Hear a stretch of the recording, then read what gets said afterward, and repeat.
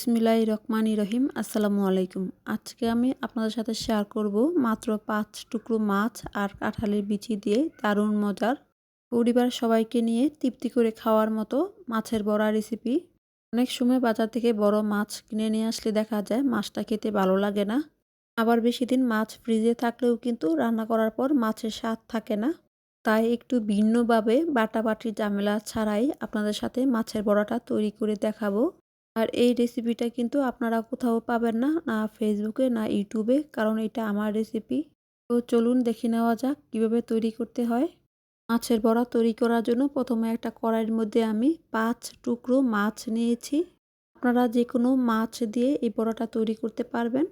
আর নিয়েছি 1 কাপ কাঁঠালের বিচি। কাঁঠালের বিচির উপরে সাদা খোসাটা ফেলে দিয়ে এবার এর মধ্যে দিয়ে দিব পর্যাপ্ত পরিমাণের পানি।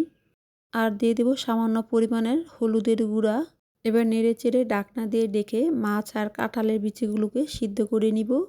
আর মাছ সিদ্ধ হতে কিন্তু খুব বেশি সময়ও লাগে না। এবার ঢাকনাটা খুলে নিব। ঢাকনাটা খুলে নেওয়ার পর এবার এই মাছগুলোকে আমি উঠিয়ে নিব। মাছগুলো উঠিয়ে নেওয়ার পর এবার একটা কাঁঠালের বিচি আমি চেক করে নিব কাঁঠালের বিচিগুলো সিদ্ধ হয়েছে কিনা। আর ভিডিওতে দেখে আপনারা বুঝতেই পারছেন কাঁঠালের বিচিগুলো খুব সুন্দরভাবে সিদ্ধ হয়েছে। এবার এগুলোকে উঠিয়ে নিব। উঠিয়ে নেওয়ার পর কাঁঠালের বিচিগুলোকে পানি দিয়ে ধুয়ে নিব। এবার কিছুক্ষণ আগে যে আমি মাছগুলো সিদ্ধ করে নিয়েছিলাম, মাছগুলো ঠান্ডা হয়ে যাওয়ার পর উপরের চামড়াটা ফেলে দিয়ে মাছের কাঁটাগুলো আমি ছাড়িয়ে নিব। সবগুলো মাছের কাঁটা ছাড়িয়ে নেওয়ার পর এবার এগুলোকে একটা সাইডে সরিয়ে আগে থেকে সিদ্ধ করে নেওয়া কাঁঠালের বিচিগুলোকে হাত দিয়ে ভেঙে নিব। আপনারা চাইলে পাটা বেটেও নিতে পারেন, আবার চাইলে আদা ভাঙা করে নিতে পারেন। আর এই মাছের বড়ার মধ্যে কাঁঠালের বিচি দেওয়ার কারণেই কিন্তু মাছের বড়াটা খেতে অনেক বেশি ভালো লাগে। এবার এর মধ্যে দিয়ে দিব রসুন কুচি। বড় রসুন কিন্তু মিডিয়াম সাইজের ছিল, আমি রসুনগুলোকে গ্রেটার দিয়ে গ্রেট করে নিয়েছি। আর দিয়ে দিব পেঁয়াজ কুচি। আমি এখানে মিডিয়াম সাইজের 5টা পেঁয়াজ কুচি করে নিয়েছি।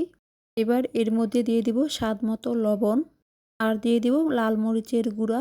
এখানে আমি কতটুকু লাল মরিচের গুঁড়া দিয়েছি সেটা আমি বলবো না, কারণ আপনারা আপনাদের স্বাদ অনুযায়ী সব কিছু দিয়ে দিবেন। এবার এর মধ্যে দিয়ে দিব হলুদের গুঁড়া আর ধনিয়ার গুঁড়া।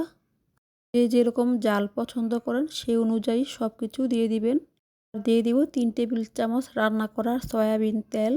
অনেকে আছে জাল বেশি পছন্দ করে, আবার অনেকে আছে জাল কম পছন্দ করে, সেটা বুঝে আপনারা মরিচ হলুদ ধনিয়া সব কিছু দিয়ে দিবেন।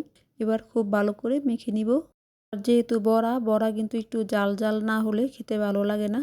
আর মেখে নেওয়া হয়ে গেলে এখানে আমি অনেকগুলো কচু পাতা পানি দিয়ে খুব ভালো করে ধুয়ে নিয়েছি। আপনারা চাইলে কিন্তু এই বড়াগুলো কুমড়ো পাতা দিয়েও তৈরি করতে পারেন। এবার এখান থেকে কিছুটা নিয়ে গোল করে অথবা চ্যাপ্টা করে পাতার মাঝ বরাবর দিয়ে ভিডিওতে দেখা অনুযায়ী বড়াগুলো আমি তৈরি করে নিব। আর এই বড়াগুলো খেতে এত বেশি মজার যে আপনি যদি কাউকে বানিয়ে খাওয়ান, আপনি না বললে কিন্তু সে বুঝতেই পারবেন না কী দিয়ে তৈরি করেছেন। আর যে একবার খাবে সে কিন্তু আপনার কাছ থেকে রেসিপিটাও জেনে নিবে। আর এরকম করে আমি সবগুলো বড়া তৈরি করে নিব। এবার যে তাওয়া অথবা ফ্রাই প্যানে আমি বড়াগুলো ভাজবো তার মধ্যে বড়াগুলো নিয়ে নিব। এবার চুলায় ফ্রাই প্যানটা বসিয়ে চুলার আঁচ মিডিয়ামে রেখে আমি বড়াগুলোকে ভেজে নিব। যখন নিচের দিকটা হয়ে যাবে তখন বড়াগুলোকে আমি উল্টিয়ে দিব। আর এরকম করে 2 দিক দিয়েই বড়াগুলো তেল ছাড়া ভেজে নিব। এভাবে করে কিছুক্ষণ ভেজে নেওয়ার পর যখন পাতাগুলো অনেকটা নরম হয়ে কালারটা একটু পাল্টে যাবে তখন এর মধ্যে দিয়ে দিব সামান্য পরিমাণের রান্না করা সয়াবিন তেল। তেলটা দিয়ে দেওয়ার পর চুলার আঁচ লোতে রেখে উল্টে পাল্টে 2 দিক দিয়ে একটু সময় নিয়ে বড়াগুলোকে ভেজে নিতে হবে। আর এরকম করে আমি বাকি বড়াগুলো ভেজে নিব। এবার এই বড়াগুলোকে আমি চুলা থেকে নামিয়ে নিব। আর এই মাছের বড়াগুলো তৈরি করে নেওয়ার পর নর্মাল ফ্রিজে রেখে কিন্তু আপনারা অনেক দিন খেতে পারবেন। আর আমার রেসিপিগুলো যদি আপনাদের কাছে ভালো লাগে আপনাদের পরিবার ও বন্ধুদের সাথে শেয়ার করতে ভুলবেন না। আর এই বড়া রেসিপিটি দেখার পর আপনাদের কাছে যদি ভালো লাগে তাহলে বাসায় তৈরি করবেন। আর তৈরি করলে আমাকে কমেন্ট করে জানাতে ভুলবেন না আপনাদের কাছে কেমন লেগেছে।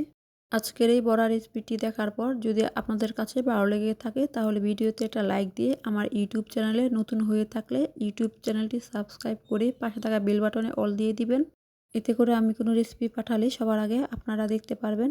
আর যারা আমার ফেসবুক পেজ থেকে রেসিপিটি দেখতেছেন তারা লাইক দিয়ে পেজটি ফলো দিয়ে দিবেন। আজকের মতো এতটুকুই। সবাই ভালো থাকবেন। আল্লাহ হাফেজ।